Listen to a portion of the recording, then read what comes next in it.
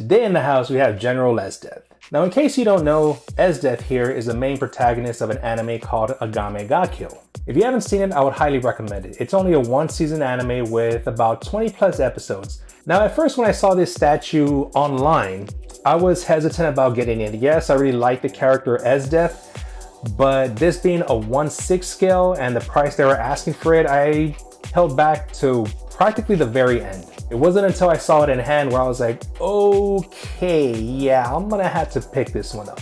But despite that, I will admit that even though for its size, I still feel that it's overpriced. But when it comes to anime statues, you can expect that. So let me start off first with in my opinion, what are the negative things about this statue? First off, this statue is very, very, very delicate, very fragile. And if you don't take your time with this, you are gonna break some pieces. The fingertips right here, be very careful assembling this. The hair, very, very fragile. Her entire head and hair is all one piece, okay? So, even though it came with instructions, 1, 2, 3, 4, 5, 6, guys, do not follow these damn instructions. They will mess you up and they will mess up the statue. So let me give you my recommendations how to assemble this. Definitely the base, obviously. Then you're gonna put her body.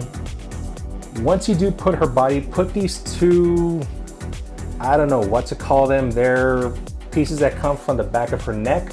You want to install those two. Once you get these two pieces in on her back, then you want to put this, her head and her hair. Now, when you put the head piece on with the hair, be very, very careful and very, very slow, because I got very lucky with this, guys. Her hair actually kind of weaves between her legs and the bottom. And if you just try to kind of put that thing in there, there's a very good chance that one of those hairs is going to snap off. Now, when I was putting it on, yes, it did hit it. I was like, holy crap. Yeah, so you want to be very careful when you put the hair in. Once you do put the hair in, then you can put the arms on. Now the sword here, it does come in two pieces. It breaks apart, comes together. Slide this long piece of sword right here between her hair, but between her hair and between the fiber of this black material, whatever you want to call it. I really don't know what it's called now. And then connect it with the sword right here. And you can install her other arm here, and there you go. So let's move on to Esdeath herself. Of course, as always, to start off with the base. We can see in the back of it, there's the logo Espada from the company who built it with the blade right on top of it. In the very front, there's a metal plate here. Can't see it with the eyes, but it says Esdeath. And throughout the base, we see a lot of ice residue, not only around the border of the base, but on top of the base here. The top of the base here is a square stone pattern where we can see cracks on top of the base. Now, one of the biggest reasons like I was hesitant to ever get this statue was this ice fixture here. It definitely looks awesome. I love how it looks, nothing but a bunch of clear resin. It does have a lot of weight to it. And yes, it looks like an ice sculpture. Now, even though I love the way this looks, guys, and it definitely complements her 100%, I just feel it covers her a lot, okay? Now, from the highest point of the peak right here, I mean, if we can just look at it, right here, straight across, we're talking about half of her torso, half of her body being covered. That's another reason why I was just like, I mean, it looks good, but it's covering a lot of her if you display it up front. So if you do decide to pick this one up, guys, I would definitely recommend do not put it at an eye level. Put it towards more of a lower level so you can see more of the statue. Now, this is completely optional. Even though it is part of the base, it does come off and you can choose to display it without it. Okay. So there's her ice sculpture right there, part of the base. Okay. It's got some good weight to it, which I really love. So it's pretty sturdy. Looks like it's clear resin. Feels like it too. Okay.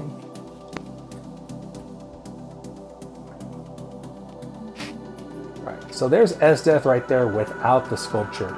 As you can see, shows a lot more of her. Now, if they offered an option where we could get a smaller base, or maybe just this with a different base with Esdeath alone, I would have definitely chosen that option. Because I just feel that this ice sculpture just hides so many details about her. I definitely got to give compliments to the execution and the pose of Esdeath here. I mean, just look at her. She's in a very powerful, commanding stance. Her hair is just blooming everywhere around her. So when you take a look at this statue, even if you do not know who this character is, you're going to immediately question and inquire, Who is this? This looks awesome. This looks badass. So yes, Esdeath standing here, she's standing in a very dominant, commanding pose here. This is who she is. You know, she's basically somebody that takes charge, doesn't take any shit from anybody. And she is a general, so you know she's commanding her subordinates. And this is what it actually looks like she's doing right now with her finger pointing, giving orders. I think it was done very, very well. Definitely captures the essence of Esdeath and even motion with the outfit here. As we can see, her skirt is floating in the air and her hair just has a lot of movement, but it's not only just moving, it has that, takes up a lot of room, you know, just like the wingspan itself. I mean, just look at it. Bam, in your face, you know she means business, and you can't help but just to notice who she is. So moving up more to her outfit, we can see she's wearing these thigh-high boots here, and they're laced up right here at her thigh. What I really love about not only the white in her boots, but the white throughout her outfit, it's not through the entire outfit, but parts of it, for example, like her boots, like I mentioned before, parts of her outfit up here, the arms especially, her hat, you can definitely see it, is that there's kind of like this metallic, maybe like a crushed pearl added to the paint here, which makes it really stand out. You know, when it hits the light just right, you can see the glossiness in it. So instead of making it a leather look or cotton or whatever kind of material, it has like that sheen to it, that shine. You can't really tell what kind of material it's supposed to represent. Again, it's from an anime, but I really love how they have that glossy look to make it look maybe like a vinyl. I'm not really sure, but that color there, yeah, that crushed pearl that they added with the paint, and makes that white really, really pop against a lot of the black here, because the black in her arms, her hat, right here, the thigh, on her thighs with the boots, you know, and these, again, I don't know what to call these guys, but they're all kind of like a flat matte black. So we have a very dark matte black here, and you put up against this glossy, shiny, metallic white. Yeah, it looks very, very excellent. Contrast a lot. And if you know me, you've been watching my videos, you know that I love contrast a lot, and it makes these statues pop a lot. Catches your eyes, and I think they did an excellent job. Again, once again, I gotta compliment that, because this is what I absolutely love. But not only that, throughout her hair, it looks like they did the same thing. Some kind of crushed pearl added to the finish of her hair. I don't know if it catches it on camera, but yeah, throughout her hair, it looks like speckles of that crushed pearl. Maybe it's supposed to represent, you know, that dust of snow. I really don't know. Again, she makes a lot of ice, snow, things of that nature. So maybe that's the effect they were going for. Despite that, I really don't know, but it came out very awesome. And staying with her hair definitely does have a lot of textures in it. You know, we definitely see all the different strands, you know, the flow, the motion, and not only one way, but the other way. You know, it flares out, huge wingspan here. And of course, this being anime, you know that the reason why it's flared out is because she's using some kind of her energy, some kind of her power. Definitely when it comes to anime, that's when we see a lot of hair flowing up in the air, flaying out like that, when they're using an energy, power, ability, something of that nature. Now going up and moving up to the rest of her outfit here, we can see her skirt is flowing in the air in the wind. Okay, and what I really love about that motion is that they do capture the folds, the wrinkles, you know, not only in the skirt, but, you know, up here in her torso, you know, the arms have all those wrinkles, all those folds. So it's not just flat and basic. It definitely gives a lot of detail and a lot of texture to what she's actually wearing here. Shows you that even though it is skin tight on her, we can see those wrinkles and folds throughout the outfit. You know, her, again, her arms, even right here on her stomach. So what I really like about this statue, it does have switch out arms. Only one arm actually, the one holding the sword, that's gonna be the one and be all. But her other arm here, okay, is this one. This is my favorite one, the one where she's pointing outwards.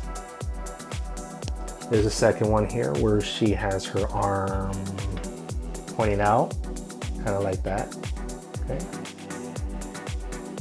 Kind of pointing forward, okay? And the last one, if you want to really compliment her ability, she's holding an ice sword right here. So you get a couple of options here. Display it however you want.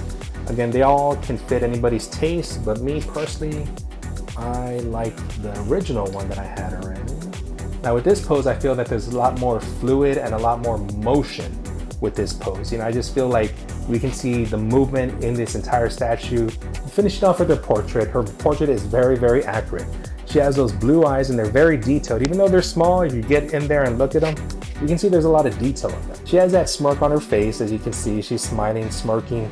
you know, but it's that smirk with evil intent. And that's who Esdeath is. She's definitely an evil, cruel person throughout the show.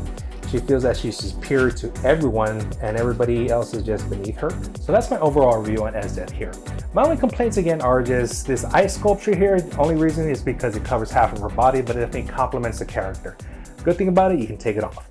Second complaint is just how fragile and delicate this statue is. So yes, again, if you're gonna get this statue, be very, very careful with handling it. Other than that, I feel that it was definitely worth picking this one up. I absolutely love the anime. I would again highly recommend checking it out, watching it. Again, it's only one season, what do you got to lose? And Esdeath here is absolutely my favorite character in that anime. If you know, you know. If not, check it out and you see why. But I hope you like this review, guys. Definitely love to know what you had to say or think about this statue Esdeath here. And if you agree with me, not agree with me, or give me just what your opinions are about this statue overall. But I just hope you like this review. I hope it encouraged you to either pick this statue up if you can, or even just watch the anime. Leave your comments down below. I'd love to know what you have to say. But as always, collect what makes you happy.